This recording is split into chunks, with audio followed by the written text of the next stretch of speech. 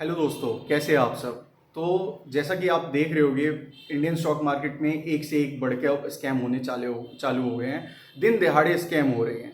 Closing option session के नाम पे आपका कल क्या हुआ वो आप सबने देखा। 200 पॉइंट अप बंद हुआ और आज पूरे दिन 300-350 पॉइंट गिरा है मार्केट। वो भी रीजन क्या था, किसी को कोई रीजन नहीं पता, कोई रीजन नहीं बताएगा ना कुछ बोलेगा। फिर से उसको क्लोजिंग के टाइम पे आपका 200 पॉइंट अप में बंद कर दिया गया है। अब कल क्या होगा किसी को नहीं पता। ऑप्शन के प्राइसेस इतने हाई होते हैं, चाहे निफ्टी बैंक निफ्टी का एक लॉट ले लो या फिर स्टॉक का ले लो। स्टॉक जो आपका 5,000 रुपए का 5% दूर का 2024 एंड तक होता था, वो अब 10-10 हज़ार रुपए के लॉट हो गए और प्लस में उनमें मूवमेंट भी नहीं आनी है। वो किस साइड मूवमेंट आएगी वो भी कोई नहीं जानता, प्लस में आपका मूवमेंट ही आएगी कि नहीं आएगी वो भी कोई नहीं जानता। जितने भी एफएनओ के स्टॉक्स देखोगे उसमें कई सारे स्टॉक्स में आपका अप्रैल से लेके अभी तक कोई मूवमेंट ही नहीं है। वो एक रेंज में ट्रेड कर रहे हैं, किस चीज का इंतजार कर रहे हैं। जैसे मैं अंबुजा सीमेंट का एग्जांपल ले लूं, वो आपका उसी रेंज में अटका पड़ा है। अरे बारिश आई तो आपका फंड्स एग्जिट करेंगे, बारिश गई तो आपका फंड्स एंटर करेंगे। ये सीमेंट का रूल होता था, लेकिन अब वो नहीं होता।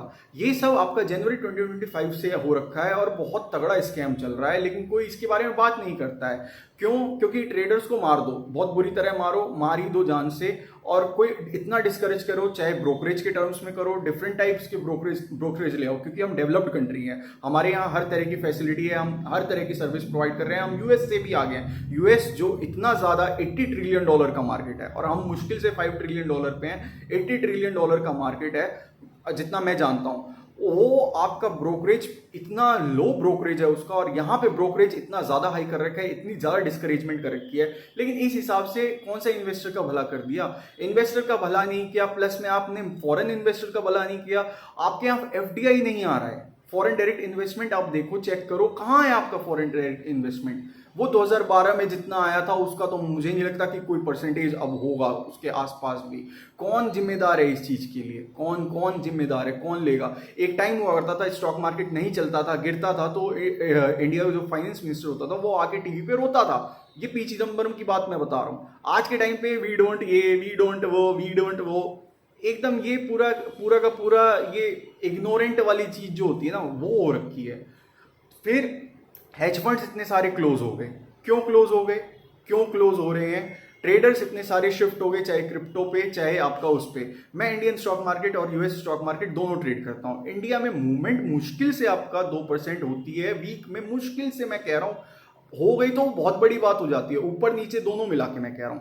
और यूएस में क्या है, डाउ जोन्स आपका 1 से 1.5% 2% आपका एक ही दिन में मूवमेंट मार देता है। नेस्डेक के तो पूछो मत, वो तो 3-4% एक दिन में मूव मार देता है, और वीक में तो उनके अच्छे खासे कैंडल्स होते हैं। अगर आपको मेरी बातों पर भरोसा नहीं हो रहा हो तो आप कैंडल्स देखो चेक करके। इट कैंडल्स क्या है, यहीं पे इंडिया के ही साथ कंपैरिजन कर लो ना।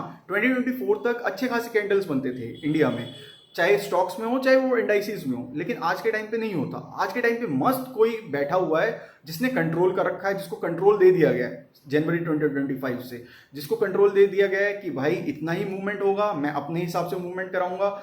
इंडिया के स्टॉक मार्केट नीचे खुले ऊपर खुले, ऑप्शन के प्राइसेस नीचे ही खुलते हैं।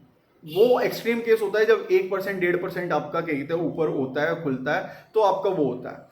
और यहाँ पे जैसे कल ही का एग्जांपल ले लो, कल 1% के ऑलमोस्ट ऊपर खुला और पूरे दिन वही हुआ, कोई मूवमेंट ही नहीं हुई, उसके बाद कोई ट्रेंडिंग डे ही नहीं था।